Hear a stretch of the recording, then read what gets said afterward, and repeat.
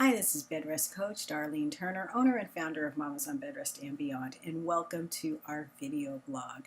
Today's post is how to handle scary symptoms.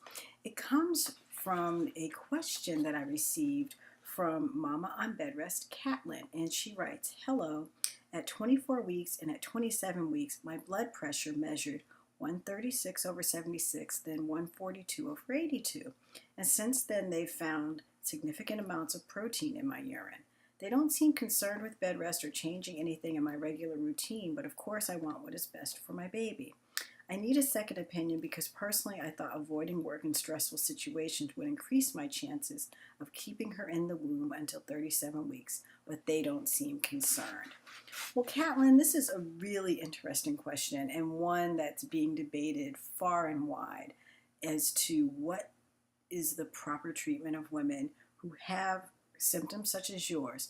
Is it to merely treat the symptoms, or is bed rest really the appropriate action? First and foremost, I want to applaud you for recognizing, these are some pretty significant symptoms. These are some significant lab values that do in fact need to be addressed. Now, I'm not in the position to weigh in on the medical aspects of your care. I'm not your physician. I'm not a practicing physician assistant at this point, so I can't say, what you should do or what you shouldn't do in terms of your medical treatment. But I will say this. Your symptoms are concerning. It does seem like your obstetrician or your healthcare team is addressing them. Whether or not you need to be on bed rest is going to be their final call. Now, we've discussed at length on this blog and in other places that bed rest is not a proven treatment, i.e., it has not been proven to improve outcomes in women with symptoms such as yours. It has not been proven to lower blood pressure. It has not been proven to reduce protein in the urine. So, one could say, well, then why bother putting you on bed rest? And this might be, and I say might because I do not know the minds of your healthcare team, the thinking. Their thinking is probably, okay, let's manage the blood pressure, let's manage the protein in the urine, but do we really need to cut back on her physical activity? I'm surmising from what you're saying no. And many physicians, obstetricians, midwives, maternal fetal medicine specialists are coming up with the same type of conclusion. Treat the symptoms, but not put a woman on bed rest because, putting you on bed rest isn't necessarily going to stop you from having your protein in your urine. So that being said, your concern, you're saying you want a second opinion. That I cannot give you. You can check in with your OB. You could check in with one of their partners. You could check in with a maternal fetal medicine specialist if you're not already seeing them. And they're sometimes called perinatologists, just so that you know the type of person you would want to check in with. Check in with another obstetrician, what have you. Because, getting a second opinion is not a bad idea. Now, that may leave you a little more confused than where you are already, but you need to be able to make a wise healthcare choice, and you need all the information that you can get. So I'm in total favor of getting a second opinion. But again, I'm not too sure that what your obstetrician and your healthcare team is doing is not all that out of the ordinary. And I say this for this reason. According to the National Partnership for Maternal Safety, almost half of maternal deaths in the United States, France, and the United Kingdom are preventable and result from delays in recognition, diagnosis, treatment of hemorrhage, hypertension or high blood pressure, infection, or venous thrombosis. Now, you fall into this category. You have high blood pressure and you have protein in the urine. Where you don't fall in is your healthcare team is addressing this and they're on it. They're monitoring you. They're watching you. They're doing whatever treatment they are doing. But they have recognized this, so you're on their radar and they will be checking on you. The National Partnership for Maternal Safety has proposed criteria for an early warning system to alert not only healthcare providers, but women, that when you have these certain symptoms, go right away and get medical attention.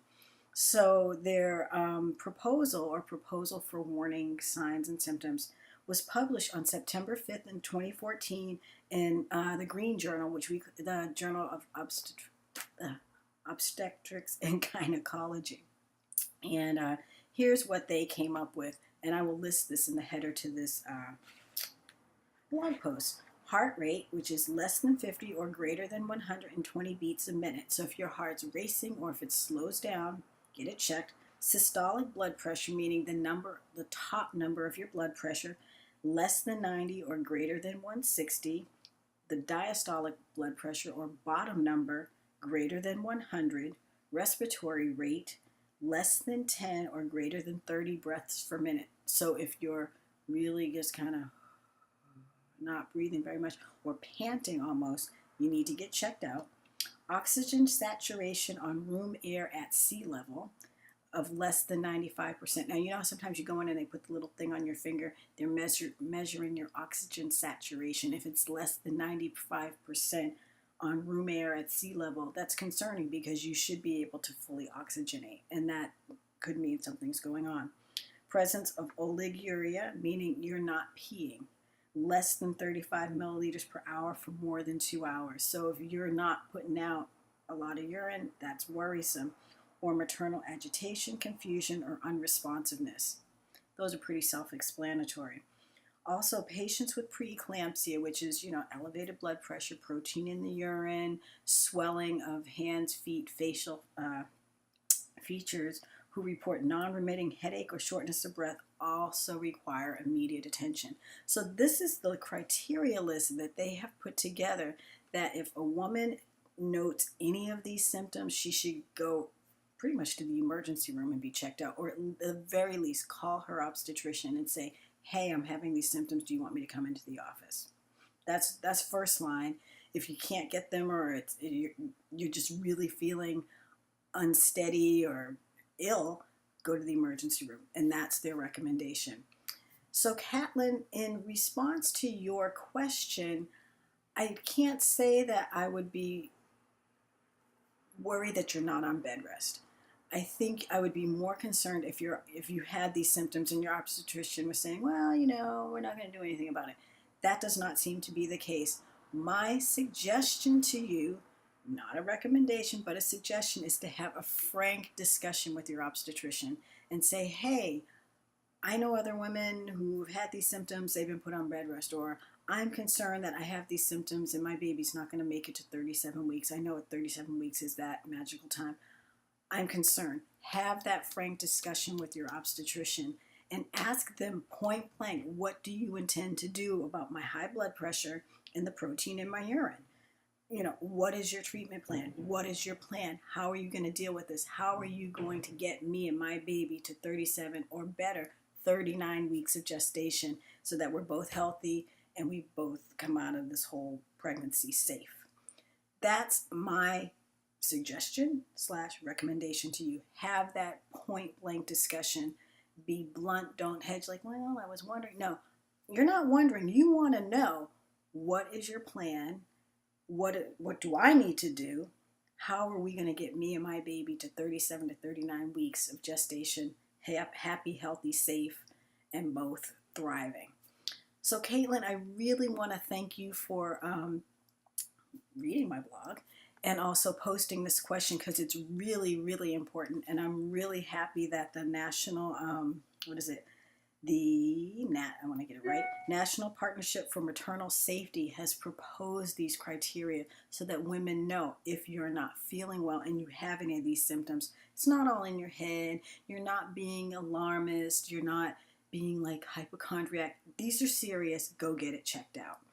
So that's it for me, Bedrest Coach Darline Turner, owner and founder of Mamas on Bedrest and Beyond. And this is how you handle the scary symptoms. Thank you so much for joining me today. Have a great day. Bye-bye.